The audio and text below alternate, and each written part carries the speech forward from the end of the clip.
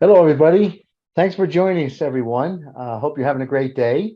Welcome to webinar number 4 of our series on mastering innovation ops. Today, we'll be talking about strategies for delivering on time and in budget.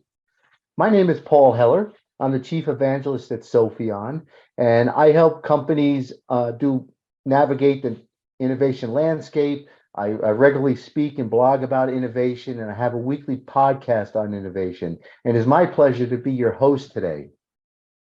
Where we are in the series, we've been through an introduction to innovation ops. We talked about managing discovery.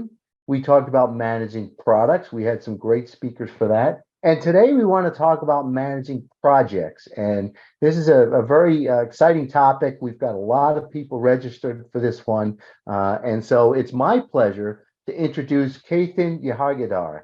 Ketan has deep experience in project management and using technology across many companies and many experiences. He actually created and sold an enterprise project management application called ROI Blueprints, which Sopheon purchased. And it already had, by the time we purchased it, a number of satisfied customers. And every new customer that comes on board has been very excited with it. So he brings a unique perspective because of his experience and also in creating a product.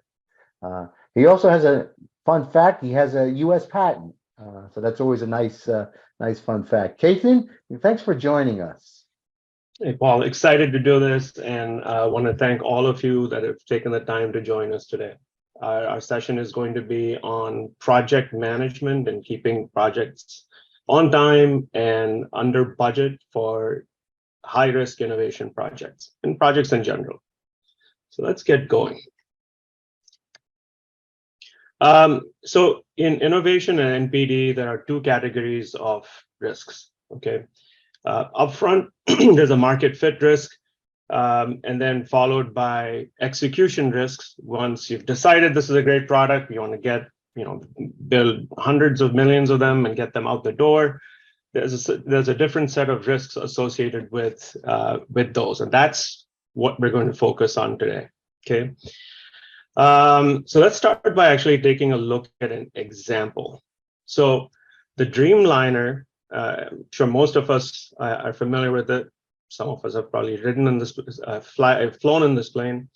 Is a case study of innovation execution gone wrong. Market fit, not a problem. This thing was perfect. This is exactly what customers wanted. Composite material makes it faster, lighter. The customers were getting new optimized routes. They could fly longer. Unparalleled passenger experience, comfort, less fatigue. However, they decided while they were doing all this innovation, they wanted to outsource, go to an outsourcing model from 30% to 70% to get a 24-month reduction in development time and $4 billion in cost savings. What actually happened was a 40-month delay and $11 billion of cost overruns, right? So promise of faster, cheaper, better by outsourcing. What potentially went wrong, right? Where in the project lifecycle did this go wrong? So let's take a look at project lifecycle in general here. So again, this is a simplistic model. You have project initiation, execution, and then once your asset is operationalized, you turn it over to business operations. Here's some stats for you.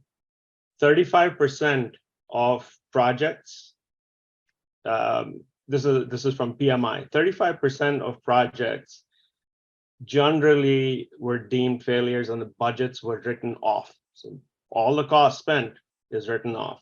45% failed to deliver on schedule. And even after delivery, 27% of the projects failed to deliver the promised benefits. So this is not easy. Like, it's not an easy thing to deliver high-risk projects, especially if you're doing something for the first time. So if you're doing this right, if you're in the category that are delivering projects under budget, on schedule, congratulate yourselves. If you're not, know that there's a lot of people out there like us that it's a struggle. There's a lot more stats here. If you go to the PMI Pulse of the Profession from 2021, you can see those. My contention is that even though all the problems surface when in the execution phase, there's a lot we can do in the initiation phase to prevent those trip ups. And that's where I'm going to focus today. Okay. So in the execution phase, what are the problems we have all run into? Resource availability, budget constraints, conflicting priorities. I'm not going to read through them all, but we've all experienced them. Not only that, but there's tons of methodologies in place to actually manage these. Waterfall, Kanban, Scrum, Lean, Prince2, dozens others. You've got tools and artifacts that are well published, well known in terms of managing in-flight projects, right?